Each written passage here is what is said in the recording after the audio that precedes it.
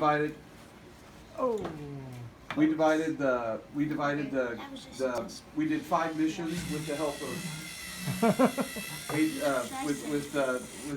of Jeff's team, and so we assigned 2 kids to each mission to solve the mission, and we tried to solve them in order of increasing complexity, so that the team could learn from the team behind them. So each group of 2 was teaching the next team how to build their robot.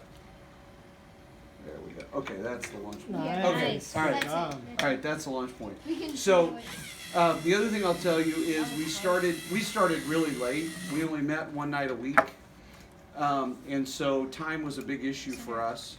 But the bottom line was we got to the point where we had most of the program, but we didn't have the lifts and the drops done, and because we hadn't designed the front of the robot and we didn't know how we were going to do all the attachments to get this out. So I had to go to a meeting. They were meeting in my office, and I said, here's the Legos. You know the 5 missions we got to do. You guys have got to figure out and agree on how we're going to pick this stuff up and drop it off and pick it up and bring it back to base and do all this stuff. So I leave. I come back to my office after a really long meeting that evening, and I find this sitting on the table on my desk. And I'm like, holy buckets, that's like freaking ingenious. Nobody really knew how they came up with it, and finally one of the boys was like, yeah, look, this solves all the missions. And he kind of walked us like, okay, done. It's just this little Awesome. stick. Yeah, and so Literally the stick. we added the 2 hooks and that little stick, and that was it. And so the other thing I'll tell the coaches and the parents, I've done a lot of performing, and so I know one of the things, competitive performing, and so I know one of the things that you have to deal with is to find a way to simulate anxiety, performance anxiety, right? Because the adrenaline will shoot through, and trust me, I was down there on the floor with them. When they say 1, 3, 2, 1, Lego, my adrenaline shot through the roof. I'm like, go anyway. So we did 2 exercises to prepare them for what it was going to feel like in the competition. One was we had all the kids. There was a dumpster out across the parking lot of my office. We had all the kids run out together to the dumpster as fast as they could, run back in, and then execute all their missions. And so that was to get their heart rate going and get them short of breath, so they weren't making good decisions. And when we knew when they could run their missions efficiently like that with the robot game, they'd be in good shape. The other thing that we didn't use a jig to line it up. We always just picked a spot on a table, and the boys were having a hard time remembering the spot on the table. So I had them close their eyes and spin around 3 times, open their eyes, and instantly touch the spot on the table to start. Well, after about 4 or 5 times of doing that, you could take these guys and drop them off the Empire State Building. They'd walk up and hit their spot on the table. They knew exactly where it was. So what I'll tell you happened was, we went from not being able to run all 5 missions in 2.5 minutes to running all 5 missions in about a minute and 30. 45 seconds or something like that. Our best run was the last run of the day.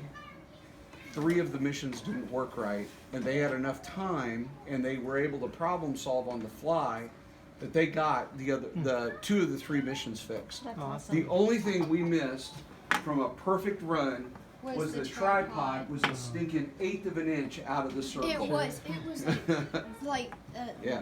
it was. So anyway, the kids did a fantastic job. So, do you guys? The other thing we did as a group is, since the kids have to stand away from the table, because each group of 2 had a specific mission they were responsible for. Luke, was it Luke? What? All the kids, when they came to the table, they each had to make sure that their mission was set correctly, and they visibly had to give Luke a thumbs up before they were ready to run the mission. And so they all went down, and so it was all this system stuff, and they executed it brilliantly. They really did well. So, Do you guys want to try it under the time? are you guys? Okay. Do you know what order you're going to do them in? We are. So what order are you going to do them in? Okay, so we're gonna do this and the filter, then the tripod, and then Piper's oval, and then put down the pipe, and then they'll do their mission. Okay, so who's going to do all of those? I will probably, because I know spots. You know, you remember the spots? Yeah. Are you sure? Yeah. Okay. Yeah, You because want to be tight? mine, what? Dude, just get on your spot. Filter and tripod are here, and then the base, Okay. pipe to base, All right. and All right. wait. Is the board to your satisfaction? Boys, is it set up the way you want it?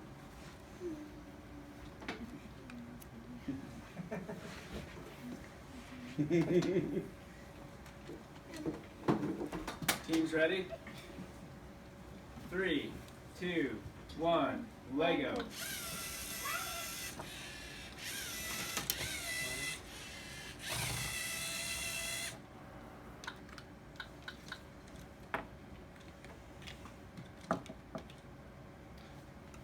No, that one's back. That one's back there. No. Wait. It's that same setup. Like that, yeah. There you go.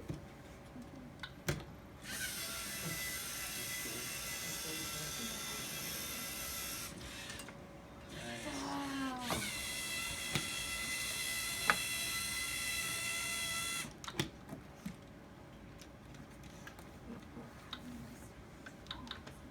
Telling me, the engineering, how to build this thing, I was like, that's really good. The other thing that was happening in the contest is that as each group of two ran their mission, they, as soon as they sent the robot, they stepped away and the next group of two stepped to the table to receive the robot back. So did you guys practice missing and relaunching? Yeah. Or if it missed the first one, you just traded out anyway and went on to the next? So they rotated through, Uh-huh. and then the kids. Well, in fact, we shot the YouTube video of it. They so the pipe lift. Wait. What? It's stuck. How is it stuck? Oh, it's Oh, it's.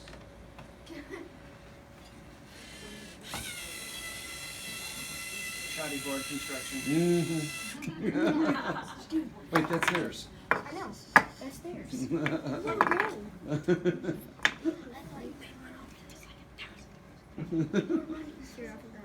So, for example, one of the things is they took the water out, dropped it, and it didn't drop in square. Okay.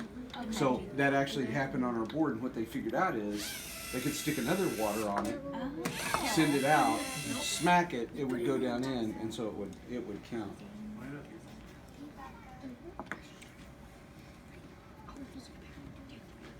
That's cool.